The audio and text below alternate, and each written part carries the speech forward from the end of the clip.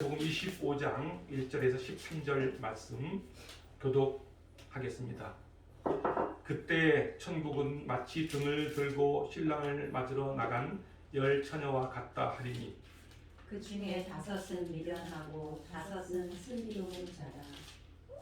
미련한 자들은 등을 가지되 기름을 가지지 아니하고 슬기 있는 자들은 그릇에 기름을 담아 등과 함께 가져갔더니 신랑이 더디옴으로 다 졸며 잘세.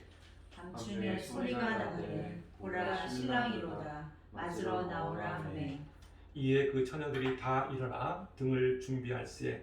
미련한 자들이 슬기 있는 자들에게 이르되 우리 등불이 꺼져가니 너희 기름을 좀 나눠달라 하거늘 슬기 있는 자들이 대답하여 이르되 우리와 너희가 쓰기에 다 부족할까 하노니 차라리 파는 자들에게 가서 너희 쓸 것을 사라 하니 그들이 살아간 사이에 신랑이 오므로 준비하였던 자들은 함께 혼인잔치에 들어가고 문은 닫힌지라.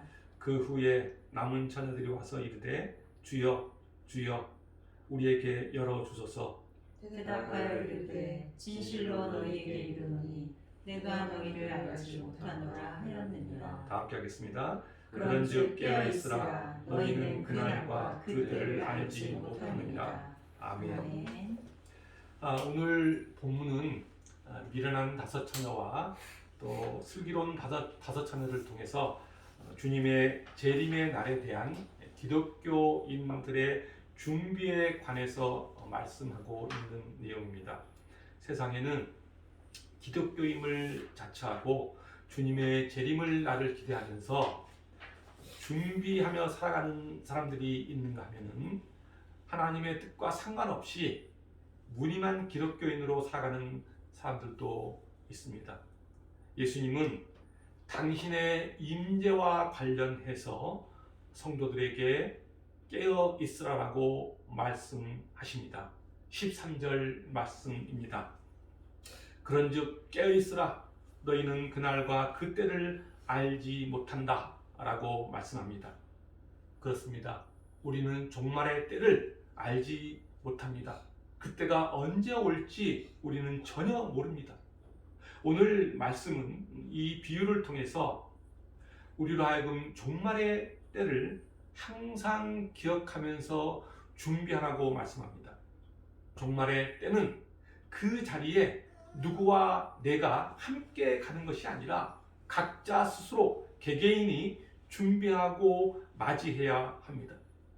우리의 인생은 유한하기 때문에 그 유한성을 깨닫고 땅의 가치가 아니라 하늘의 가치를 위해 열심히 살아야 한다는 것입니다. 오늘 본문에 등장하는 이 비유는 결혼잔치에 신랑이 더디오는 것을 보고 예수님께서 종말의 교훈을 주고자 우리에게 말씀하신 비유입니다. 1절부터 4절을 보면은 신랑을 맞이하기 위해 준비하고 있는 열 처녀에 대한 말씀이 기록되어 있습니다. 1절부터 4절 말씀입니다. 그때 천국은 마치 등을 들고 신랑을 맞으러 나간 열 처녀와 같다 하리니 그 중에 5은 미련하고 5은 슬기 있는 자라. 미련한 자들은 등을 가지되 기름을 가지지 아니하고 슬기 있는 자들은 그릇에 기름을 담아 등과 함께 가져갔더니 열 처녀 가운데 5 처녀는 슬기로운 반면에 다른 5 처녀는 미련하다고 말씀하고 있습니다. 슬기롭고 미련함의 차이는 어디에 있을까요? 많이 배웠다고 슬기 있는 게 아닙니다. 지혜로운 게 아닙니다. 머리가 똑똑하다고 슬기로운 게 아니라는 것입니다. 슬기롭고 지혜로운 것, 그리고 슬기롭고 미련하고 둔한 이 차이는 준비성 여부에 따라 구별되는 것입니다. 다시 말하면 여분의 기름을 준비했느냐 그렇지 않느냐 하는 겁니다. 베스트셀러 작가이면서 심리학 박사인 유시안 박사는 자신이 하버드 대학교에서 공부할 때 하버드 내에서도 아주 우수한 학생들로 분류되는 사람들을 봤습니다. 그들은 결코 명석한 두뇌를 가졌거나 또는 남다른 의지를 가졌다고 생각했는데 자세히 들여다보니까 그들의 삶을, 그들의 행동 패턴을 자세히 들여다보니까 결코 그렇지 않다는 것을 발견했다고 합니다.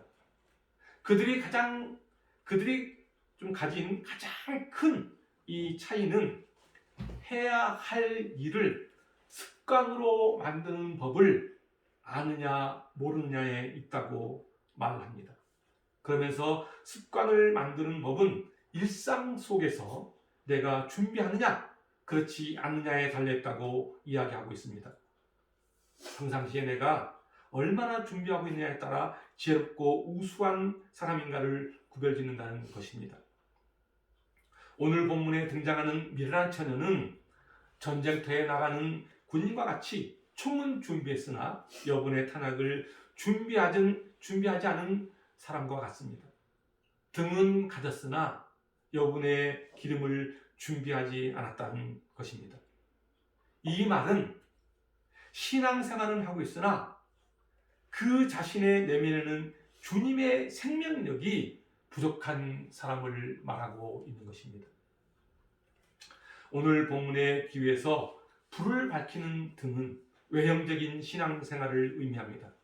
그리고 기름은 신앙생활의 내면적인 생명을 의미한다고 볼 수 있습니다. 여기서 이 말씀을 다시 재해석하면 생명력의 부족은 말씀의 생명력이 내면 속에 부족하다는 이야기입니다. 이 말씀은 신앙생활이 외적 모습만으로는 되지 않는다는 것입니다. 외적 모습만 보여주려고 하지 말라는 것입니다.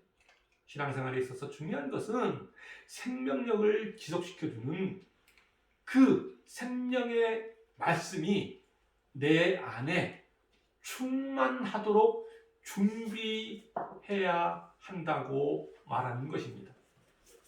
슬기로운 다섯 처녀와 미련한 다섯 처녀를 통해 우리에게 주는 이 교훈은 성도들 가운데서도 그리스도의 재림 때에 어린 양이 혼인잔치에 들어갈 자와 버림받을 자가 있음을 보여주고 있는 것입니다.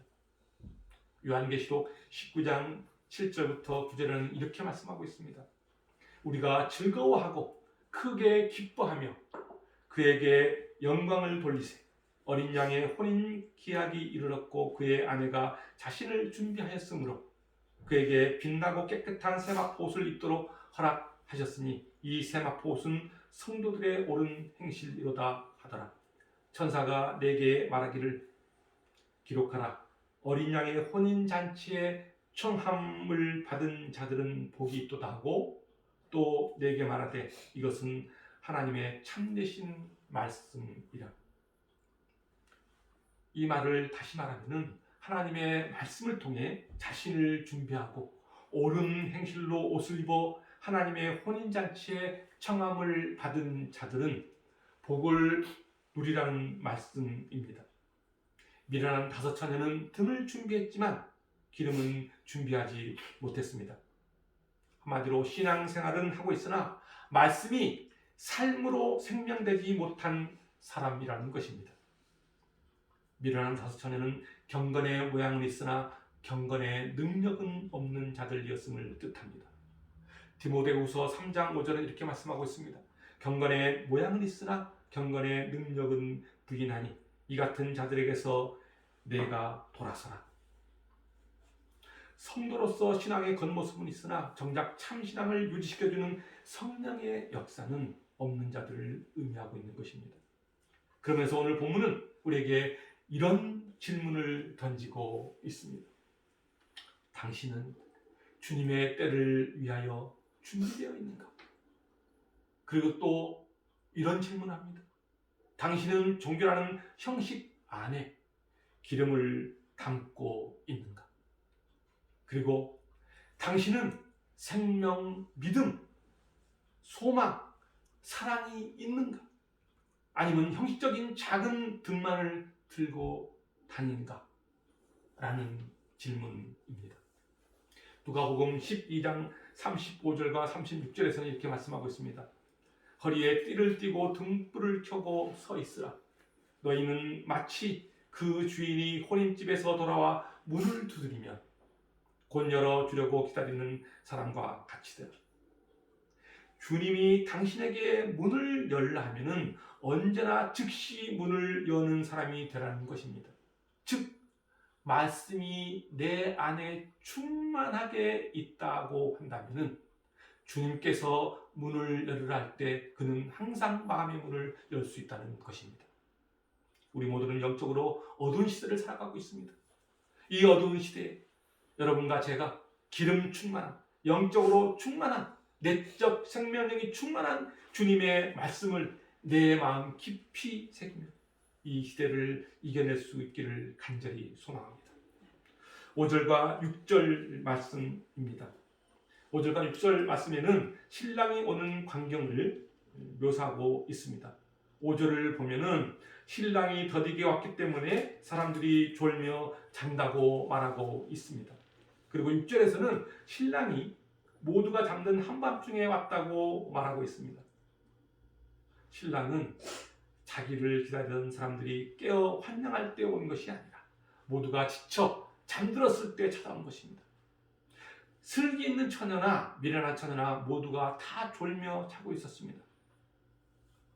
그러면 왜 신랑은 이렇게 늦게 왔을까? 여기서 우리는 영적 통찰력을 발휘해야 합니다. 본문에서 말하는 모두가 졸고 있는 밤중이라는 이 시간은 영적으로 예수님의 재림이 도적이 침하는 것처럼 호련히 이루어질 것이라는 사실을 말하고 있는 것입니다. 출애굽기 32장을 보면은 이스라엘 백성들이 모세가 십계명을 받으려 시내산에 올라간 후 하산이 늦어지자 그만 우상 숭배에 빠지고 마는 장면이 나옵니다. 출애굽기 32장 1절에서 6절 말씀 한번 제가 읽어드리겠습니다. 출애굽기 32장 1절에서 6절 말씀. 백성이 모세가 산에서 내려옴이 더딤을 보고 모여 백성이 아론에게 이르러 말하되 일어나라 우리를 위하여 우리를 인도할 산을 만들라. 이 모세 곧 우리를 애굽 땅에서 인도하여 낸 사람은 어찌 되었는지 알지 못함이니라. 아론이 그들에게 이르되 너희의 아내와 자녀의 귀에서 금고리를 빼어 내게로 가져오라. 모든 백성이 그 귀에서 금고리를 빼어 아론에게로 가져가매 아론이 그들의 손에서 금고리를 받아 부어서 조각칼로 새겨 송아지 형상을 만드니 그들이 말하되 이스라엘아 이는 너희를 애굽 땅에서 인도하여 낸 너희의 신이로다 하는지라. 아론이 보고 그 앞에 제단을 쌓고 이에 아론이 공포하여 이르되 내일은 여호와의 절일이니라 하니 이튿날에 그들이 일찍 일어나 번제를 드리며 화목제를 드리고 백성이 앉아서 먹고 마시며 일어나서 뛰놀더라.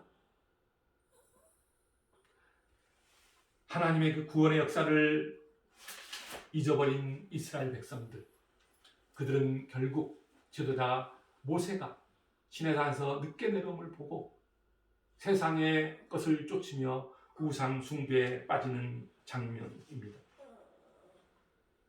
이스라엘 백성들은 기다림에 지쳐 결국 우상 숭배에 빠지고 만다는 것입니다. 그들은 기다림보다는 자신들의 생각에 합당한 우상, 그 신을 만들고 맙니다. 이것이 인간의 본성입니다. 하나님을 믿고 살아가는 성도들 중에는 자신의 생각과 기도가 빨리 이루어지지 않음을 보고 조급하게 어리석은 생각을 하는 사람들이 있습니다. 그로 인해서 어떤 사람은 믿음을 떠나는 사람들도 있습니다. 또 어떤 사람은 다른 핑계를 대면서 하늘의 가치에 소망을 두지 않고 세상 것을 추구하며 살아가는 사람들도 있습니다. 지금도 많은 사람들은 눈에 보이는 것, 손에 잡히는 것을 위하여 살아갑니다. 그리고 자신이 얻고자 하는 것을 위해 살아갑니다. 그러나 그 결과는 세상의 유혹에 빠져 재난을 자초한다는 사실입니다. 그런데 사람들은 그와 같은 사실을 모르며 살아간다는 것이 안타까울 뿐입니다. 주님의 재림과 세상 끝에 일어나는 재난의 징조에 대하여 예수님은 다음과 같이 말씀하십니다. 마태복음 24장 3절부터 13절 말씀입니다. 마태복음 23장 3절에서 13절까지입니다. 제가 읽어드리겠습니다. 예수께서 감람산 위에 앉으셨을 때 제자들이 조용히 와서 이르되 우리에게 이르소서 어느 때 이런 일이 있겠사오며 또 주의 임하심과 세상 끝에는 무슨 징조가 있사오리이까. 제자들이 예수님께 묻는 겁니다. 주님의 임하심과 종말의 때에는 무슨 징조가 있겠느냐는 것입니다. 그리고 4절에 예수께서 대답하여 이르시되 너희가 사람의 미혹을 받지 않도록 주의하라. 많은 사람이 내 이름으로 와서 이르되 나는 그리스도라 하며 많은 사람을 미혹하리라. 난리와 난리 소문을 듣겠으나 너희는 삼가 두려워하지 말라. 이런 일이 있어야 하되 아직 끝은 아니니라. 민족이 민족을, 나라가 나라를 대적하여 일어나겠고 곳곳에 기근과 지진이 있으리니 이 모든 것은 재난의 시작이니라. 그때 사람들이 너희를 환난에 넘겨주겠으며 너희를 죽이리니 너희가 내 이름 때문에 모든 민족에게 미움을 받으리라.